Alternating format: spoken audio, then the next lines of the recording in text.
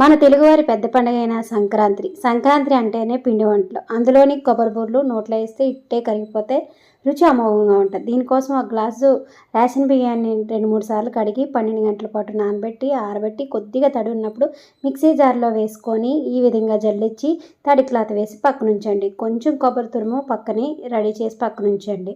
1 glass బియ్యానికి 3/4 cup బెల్లం, 1/4 cup నీళ్లు పోసుకొని పాకాన్ని రెడీ చేసుకోవాలి. ఇక్కడ పాకం వచ్చేసి ఉండపాకం రావాలండి. ఈ విధంగా మనం చెప్పినట్టు ఉండ అనేది అటు ఇటు తిరుగుతూ ఉంటే కరెక్ట్గా కన్సిస్టెన్సీ సరిపోతుంది. అలా వచ్చినప్పుడు కొబ్బరి తురుమును వేసుకోండి. ముదర కొబ్బరి అయితే మనకు కొబ్బరి బూరలు చక్కగా మనకు పొంగుతాయి. కొబ్బరి బాగా కలిసిన తర్వాత తడిపి పిండి కొద్దిగా వేసుకొని బాగా మిక్స్ అయ్యేలా కలుపుకోవాలి. పిండి కరెక్ట్గా సరిపోయిందండి. దాంట్లో కొద్దిగా నెయ్యిని వేసుకొని ఈ విధంగా కొబ్బరి బూరలు రెడీ చేసుకొని కాగిన నూనెలో వేసుకుంటే చక్కగా పూరీలా పొంగి చాలా టేస్టీగా ఉంటాయి. వీడియో నచ్చితే లైక్ చేయండి, షేర్ చేయండి. Thank you.